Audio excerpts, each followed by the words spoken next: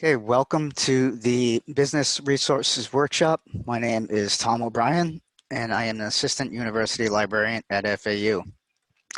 Today's workshop is going to focus on databases, and in particular, we're going to focus on 3 different kinds of databases. Now, the FAU Library has 68 business databases available.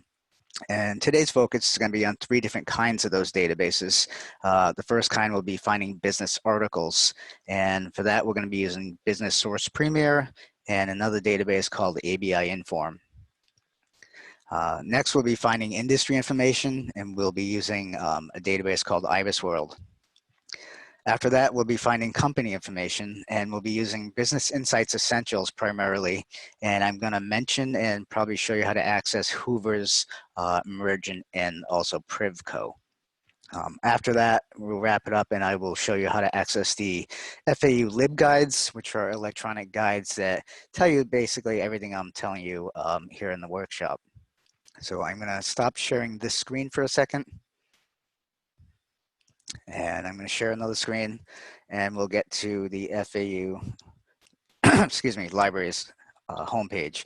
So from the library's homepage, which is at library.fau.edu, very first thing you're going to want to do if you're doing this from home, which we all are, is you're going to want to scroll down, and you're going to want to click on Off Campus Connect. Once you do that, it's going to ask you to log in.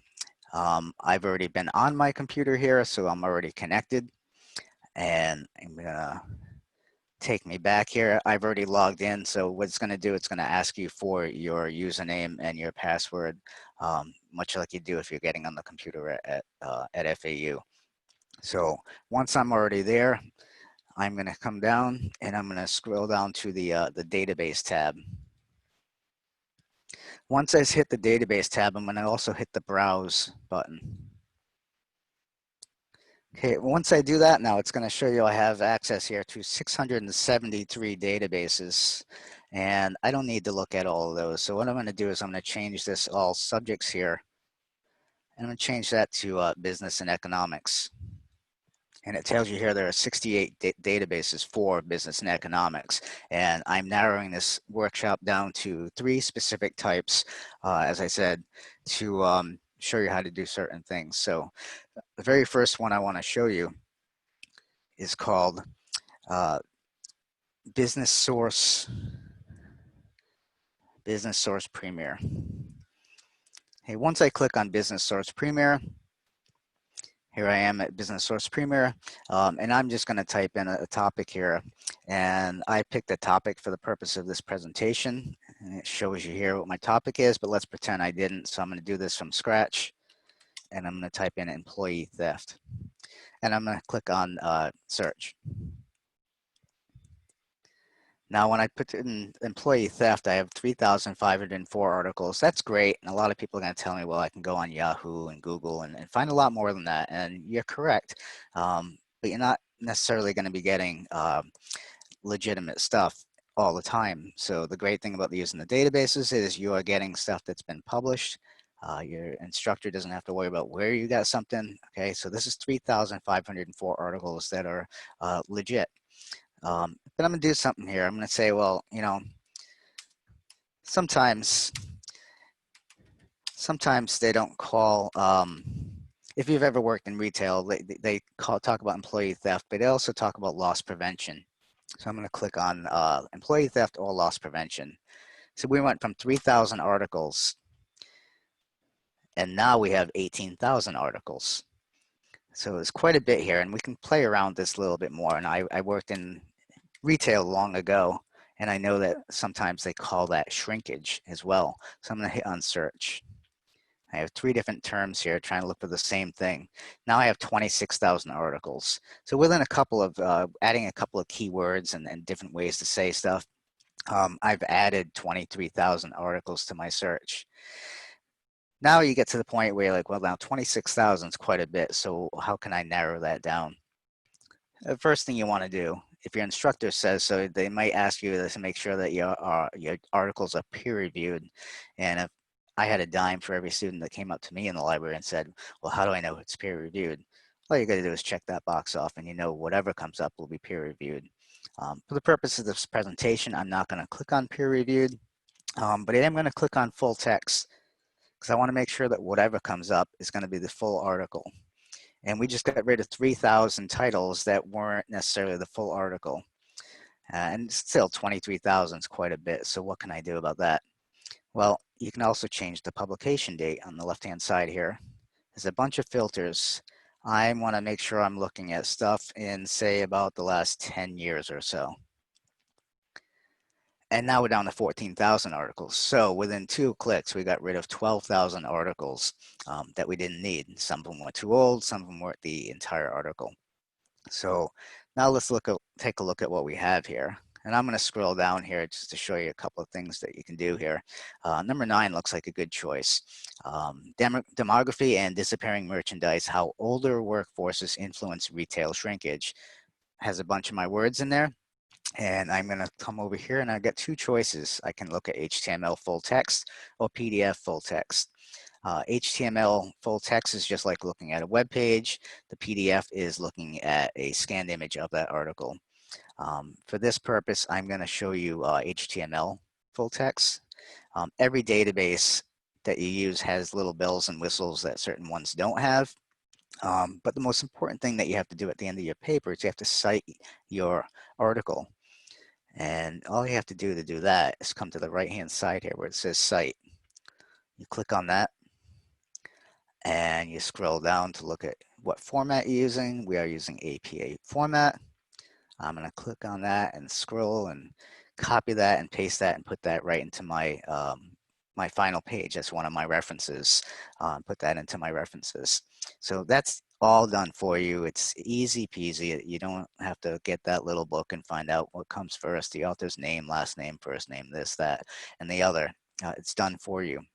Now, these are made by humans, so there's a possibility of human error. So you should probably still check it with that little book, the APA handbook, but it is for the most part done for you. So I'm going to X out of the citation format and see what else we can do with this. I said that every database has little bells and whistles that they can do. So one thing you can do here is you can also change the language that you want to read your article in.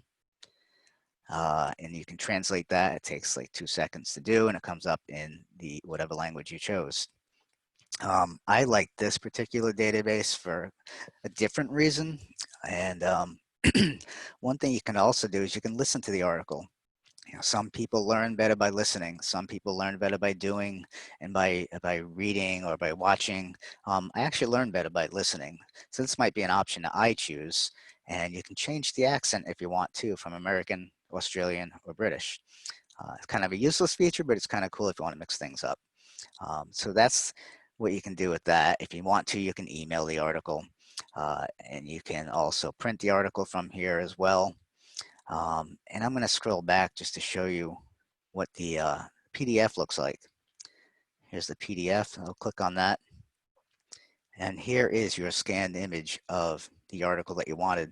And now some people may say, well, how do I know which one's the better one to use? I prefer looking at the HTML only because it's clear, it's easy to read.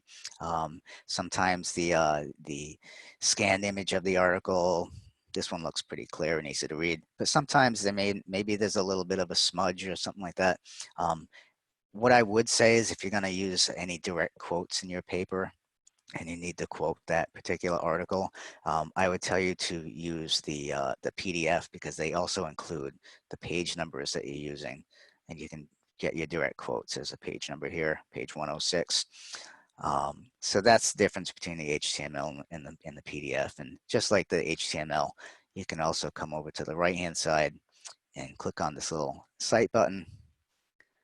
Again, find your APA format, copy, paste, and it's all done for you. So that's it in a nutshell. That is Business Source Premier. And the next one I want to show you, I'm going to click out of this here. The next one I want to show you is a larger database. And this one is actually called, right at the top here, ABI Inform Collection. Now, again, every database has little bells and whistles. This one has some things that you can do that you couldn't do on the one I just showed you. So I'm going to do an advanced search here. In fact, I'm not even going to do it. I'll do the exact same search that I used on Business Source Premier. And I'm going to type in employee theft.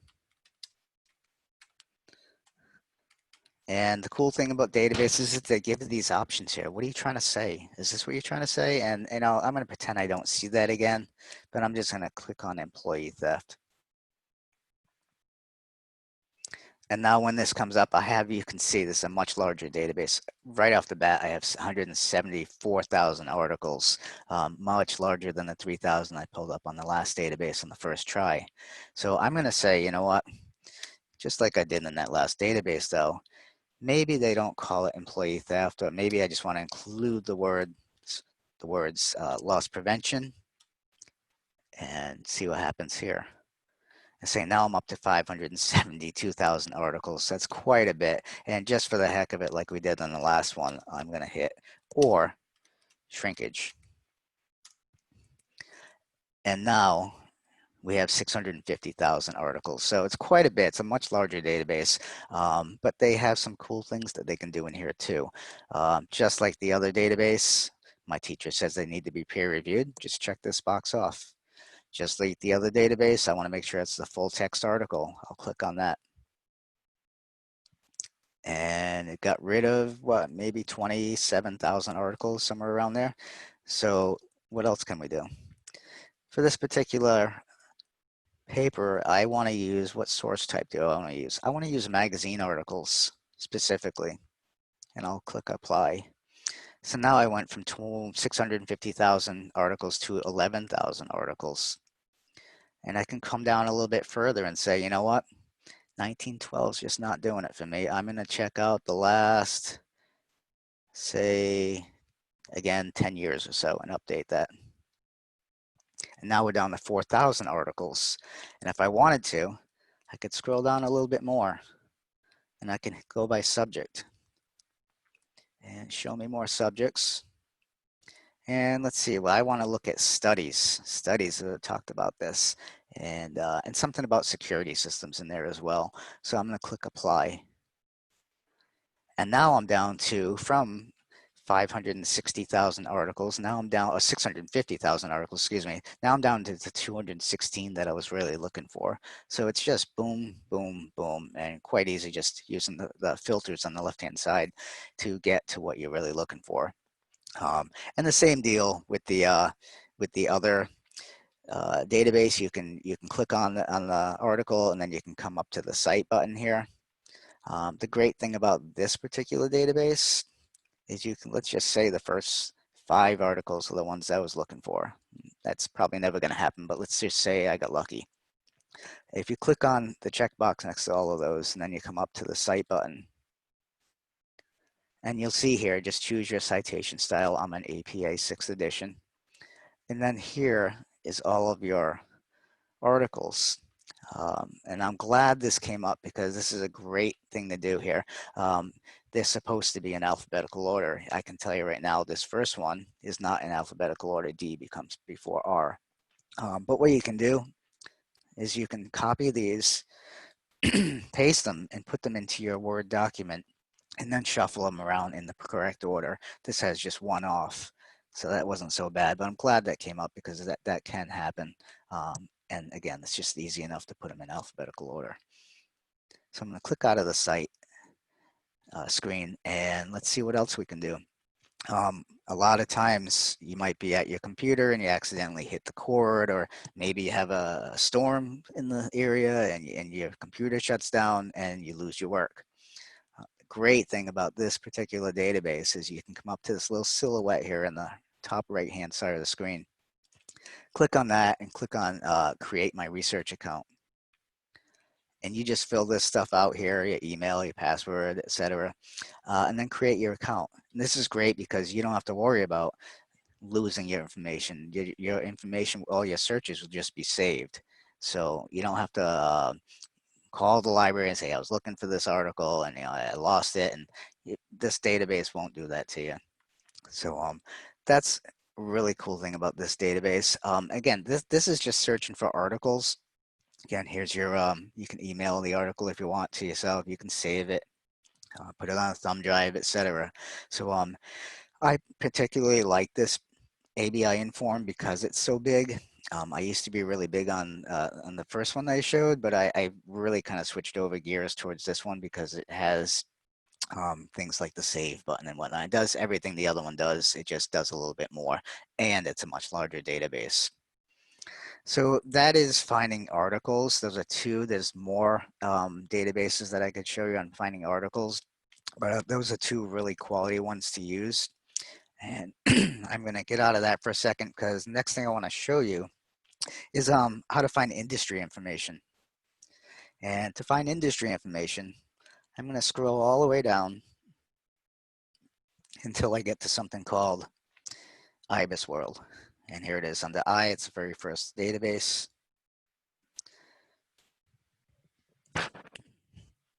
Okay, so IBIS World, it's logging me out here. I was in this earlier, so I'm going to click here to return to the application.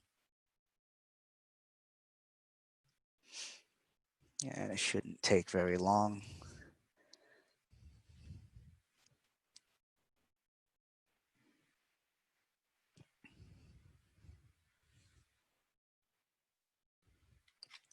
And again, just like the other database, if you're doing this from home and you haven't done it yet, the very first thing you need to do is to click on Off-Campus Connect.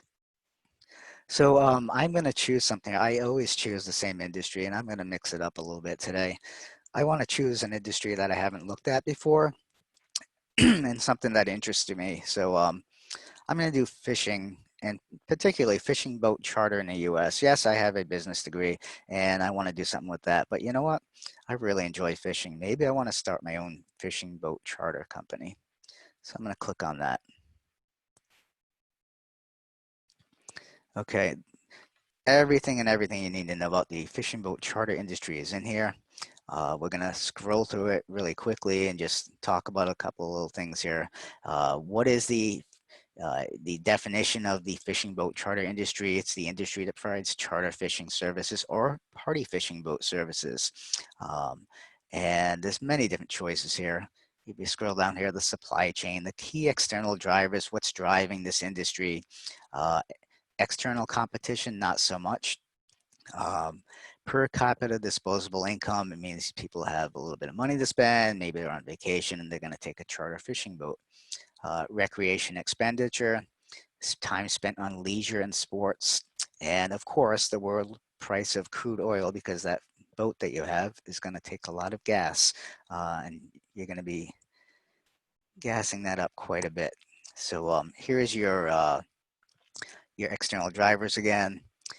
The great thing about this has related industries, hunting and trapping. That's not really me. Fishing in the U.S., sightseeing, etc. There's another reason to have a charter a boat as well, because it's not just fishing. Sometimes it's just sightseeing.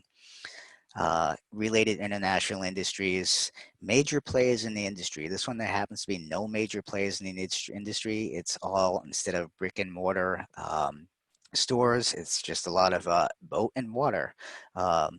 A lot of people up and down the coast have boats, and they get into the industry. Main activities that they do: deep sea boat charter, coastal boat charter, maybe a mile or two off the coast, freshwater boat charter. There's another idea: tournament fishing, commercial fishing, inshore and coastal fishing. Here's more similar industries, and scrolling down here, additional resources to take a look at. Industry jargon. This is good to know. What is a boat charter? What is a transducer, right? So these are all, topics, words in the industry that you should probably know. The glossary is important because this is going to define things that you're going to find here in IBIS World. Industry revenue. You're going to see a section on industry revenue. Well, what does that mean? And nice little paragraph here tells you exactly what you're talking about when you talk about that. Capital intensity. What is that talking about? And here's your paragraph talking about that. So, and again, there's a bunch of different things that we can look at here. I'm just looking at the very first tab about the industry. Let's take a look at industry at a glance. And before I continue, I just want to mention one thing here. I've noticed here, July 2019 is when this particular report was made. Here's the author. And IBIS World typically, and I've been told this by representatives from the company, they typically update these reports about once or twice a year. So they're a little behind in this one, and I have a sneaking suspicion that 2020, because it's been so great with the COVID-19 virus, etc., and everything else that's going on. So they're maybe a little bit behind on the report for that reason. Industry at a glance, key statistic snapshot. The total revenue in 2019, the total revenue for the past 5 years, and then the total revenue for the next 5 years. You can see here it's expected to go down. And again, sneaking suspicion, part of that might be because of what we're going through right now with the COVID-19 virus. Key trends in the industry. This is important to know. Rising consumer recreation expenditure, not so much now. And again, I have the feeling that's why these numbers are trending down. SWOT in the industry, the strengths, weaknesses, and opportunities and threats in the industry. The strengths, the low volatility, low customer class concentration. Here's the weaknesses. Again, there's a list of them. The opportunities, that's interesting as well for the next 5 years. High revenue growth. And of course, the threats to the industry. The executive summary will actually give you a pre-5 year, the previous 5 years snapshot, and then also talk about the next 5 years snapshot and what they're expecting. Okay, so I'm going to click on industry performance. Again, here's the key external drivers. What's driving this thing? You can see in 2012 they had a pretty good year, and then things kind of slumped down a bit. It went up and whatnot. So your competition, there's the price of crude oil. That's important to know. Per capita disposable income, what exactly does that mean? Total recreation expenditure, etc. Here's the current performance. And fishing on demand, industry outlook. Another good tab to look at. What should I expect for the next 5 years? The demand is growing, etc. Just everything you need to know about this industry. This is excellent information. Products and markets. This is interesting. Here's the supply chain again with the external drivers. I'm going to scroll down a little bit. The products and services explained a little bit more in detail with numbers. Mostly talking about offshore fishing, inshore and coastal fishing, again, probably 1 to 2 miles offshore. Tournament fishing is only 1.4% of the industry. Commercial is 7% of the industry. And there's that industry revenue, pretty big number. And again, this is just going to explain those segments a little further. Determinants, again, everything you need to know. Weather, of course, nobody's going to want to go out when the boat's rocking, right?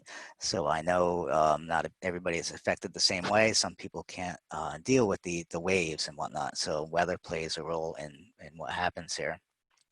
The major markets, the first time novice is leading the way. Probably somebody on vacation, you know, and they're taking a charter boat. First time intermediate and regular advance, I'm probably somewhere in between those two. And that explains those a little bit further coming down here. I'm gonna come down a little bit further here, and it says business locations. And you notice all the concentrations, which are the darker colored states. The darker concentrations all happen to be along the coast, which is a no-brainer. Florida, the dark blue. And again, that California with that long coast. So there's a lot of fishing going on in those particular states, Hawaii, obviously, and Alaska as well. Competitive landscape. What do I need to know about the competitive landscape? The market share concentration, key success factors. These are good to look at. How do I know if I can make sure I'm successful in this industry? Major companies tab. the major players in the industry. There are no major players. It's mostly just a lot of individual owned boats. And even if they own one or two boats or two or three boats, it's just individually owned. Operating conditions. What should I know about the operating conditions of this industry? Okay, where are they in the targeting capital versus labor? Okay, et cetera, et cetera. I'm gonna scroll down a little bit here. Key statistics, numbers always help. Industry data, revenue, establishments, the number of enterprises, wages, and demand from fishing. So you can see here, IBIS World is a fantastic place to go if you're trying to look to start a particular company and what industry it's in, where I should locate it, who am I targeting. In this particular instance, fishing boat charters aren't really targeting anybody in particular. But if you choose a different industry, you'll see that there are certain segments of the population that you're going to be targeting, and you can decide whether or not you want to locate your business in a particular state. So that's IBIS World, and I'm going to scroll back a little bit here, get out of IBIS World. And the next thing I want to show you is how to find company information. And I'm going to change this up a little bit. The first one I want to show you is something called Business Insights Essentials. And it's right here. I'll click on that. Again, I should have already been logged in, so it's not going to ask me to log in. And I'm going to change up my search here a little bit. And I'm going to type in Pepsi Company Incorporated. It brings up here, what are you trying to say here? I'm going to choose the first one. And how do I know that that first one is exactly what I'm looking for? I'll click search. And what comes up here? Let's see, $67 trillion net revenue. I'm pretty sure that's the Pepsi I'm looking for. Multinational producer and distributor of food, snacks, and beverages. Take a look at Pepsi's brands. I had actually done this earlier, and I was surprised. I didn't know that they one of their brands was Cheetos, or one of their brands was Aquafina, Brisk, Cracker Jack. Again, you can see Doritos. Who knew? So that you can find out all their different brands here. And I'm going to scroll back. And you can find out the company chronology. When did it start? And click on that. This Pepsi Incorporated here, it's 1898 is when it was established. It's not the first one here. I realize it's the second one. Scroll back. And you can find out the company history. How did they become what they became? Their financial information. Everything you need to know about their financial information is here. Investment reports are good to know. Are there magazine articles about Pepsi Company in here? Yes. How about their rankings? Where do they rank amongst their competitors? So I'll click on this first one here. We got Pepsi Company up here, 285,000 employees. We've got their competitor Coca-Cola here, 72,000 employees. That was a little bit of a surprise for me. And I'm going to scroll back here and scroll back. Do we have SWOT report for Pepsi? Sure, let's take a look at that. And that'll bring up a PDF that you just click on. And this is a nice little report, company overview. I'm going to scroll down here. Is a SWOT analysis. The strengths are robust market position. And it's one thing to be able to say, well, my strength is robust market position. But what does that mean? For each one of these, strengths, weakness, opportunity, and threats, you're going to find a bunch of these explanations for these. You scroll down, I think, a page here. And here's the SWOT analysis, and what does that mean? Well, I said that one of my strengths was robust market position. And this nice little paragraph here tells you exactly what that's talking about and what does that mean. I mean, it's one thing to say it, but what does it mean? So there's a nice description of that there. So let me click out of this here.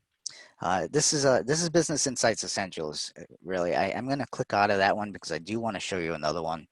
And the other one I want to show you is called Hoover's. So I'm going to go back to my database list. I'm going to scroll down to H. And we find Hoover's company profiles. Again, I'm not going to go through each one of these, what they're showing here, but I'm just going to type in Pepsi again. Oh, helps when you spell it correctly. Pepsi company. Okay, Pepsi Cola bottling of Central Virginia. That's not what I'm looking for. Coca-Cola is not what I want either. Maybe I not? There it is. Nope. Let me go back here and just type Pepsi. Maybe the CO ruined it. Type in Pepsi Bottling Company of New York. Let's click on that one, see if that's the one I'm looking for. And here's a nice little report on from Hoover's on Pepsi Cola. I'm going to scroll down a little bit. And we find out key information, key financials, key people in the industry, key people in the company rather, the employees, the number of employees, etc. We have a financial summary here on page 7. And let's scroll on that. Industry information is the employees. We're going to keep scrolling down here. The biographies, William Wilson, and company financials. So I'm going to click out of this one. I don't really think they give you a lot of good financial information on this particular one. So it just hit me that the one I do want to show you with the tons of financial information, maybe more than you even thought you were going to get, is Mergent Online. And I'm going to play around here and type in Pepsi again. And we have PEP, P-E-P-A, that's them, Pepsi Company. We'll click on that. And we find here a whole bunch of financial information. Here again, here's the key executives in the company, age and their salary. That's looking pretty good. The business summary, what they do and what they look in, what they offer. Here's again the executive tab, what's going on with the executives, number of employees, CEO compensation, etc. I mean, this is maybe more than you were looking for, but it's still good to look at. I'm going to go over to the company financials tab. And you can see here, there's a ton of information here, cash and cash equivalents, currency, etc. I mean, it's just kind of incredible, the information you can get here. Reports and filings, the SEC, competitors. Take a look at Pepsi's competitors. And of course, Coca-Cola is up there. The revenue, not quite up there with Pepsi, but that's their chief competitor. And again, the ratios, the employees, share price, etc. So again, there's a ton of information you can get here using Mergent. And one other one that I want to mention quickly, if I scroll back a little bit here, another one that to take a look at if you're not sure you wanted to do a private, rather a public company, you can choose Privco, and that'll give you information about private companies. Off the top of my head, I can't think of a private company that I want to look at there, but if you choose that route, you do have Privco that you can take a look at. So that is how to find company articles, business articles, industry information, and company information. And I'm going to go back to our library page here in a second. And I'm going to click on FAU. How do I find this information if I miss this presentation, or if I didn't have access to this, my computer was down? What you can do, you can scroll down to research guides, and I'm just going to type in business and see what happens here. I'm going to look at the first one here, International Business Student Orientation. That's not what I'm looking for. Here's one I want to show you, Business Subject Guide at the Boca Raton campus. This one, here's my coworker, Bruce. He had put this LibGuide together. He had sent me on there as well, so I can add stuff to this as well. And let's just see what we have here. If I'm looking for business information, what databases should I be looking at? And I love that Bruce put this together because it tells you ABI Inform is one of the ones I showed you. Details on virtually every aspect of business in the industry. Business Insights Essentials, I also showed you that for company information. Mergent Online, I showed you that. That's the one with all sorts of financial information. IBIS World, the industry database. Business Source Premier, again for articles, I showed you that. It's the very first one I showed you, and I showed you that one first because I wanted to show you a smaller one, and then wow you with the bigger one, which was ABI Inform. And then Standard & Poor's, there you can look at that one as well, stock stuff. A ton here that Bruce put in here that I didn't show. Global Road Warriors, something to look at for if you want to move your companies to another country, what's it like doing business in another country, etc. Country commerce, same thing. Regulations, here's Privco for the private companies. Maybe you like to learn and you like to watch videos, business education and video. This has all sorts of different videos on case studies, and it says corporate training, all sorts of stuff here that you can look at. Again, we all learn differently. We all learn better in different ways. So all sorts of videos that you can watch there as well. So that's the database tab. That's the database tab, and I'm going to go to the journal tab. Here's some journals that Bruce put together that he thought maybe you might want to take a look at as well. Open educational resources. These are free resources available if you wanted some more information, whether they're books or educational stuff, courses that you can take on particular business aspects. Information on private companies. One that I didn't show you as well is census and statistical sites.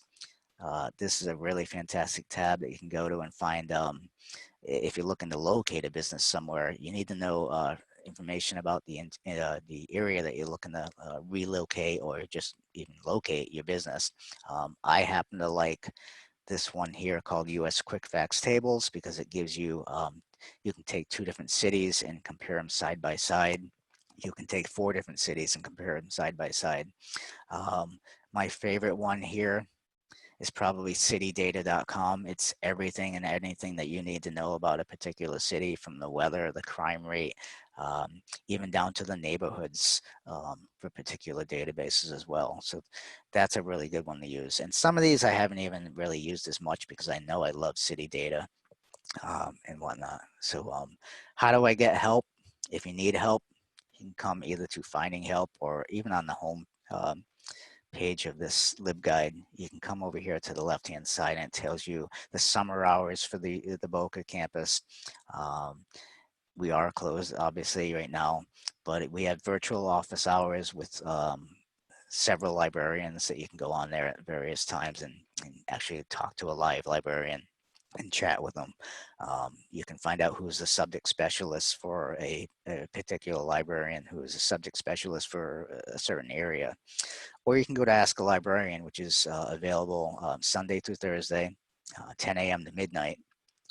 And specifically, somebody from Florida Atlantic University will be on Ask a Librarian from 1 p.m. to 5 p.m. And beyond that, you might be talking to a librarian from another university or from around the state, but they can help you as well. And again, that's up until midnight.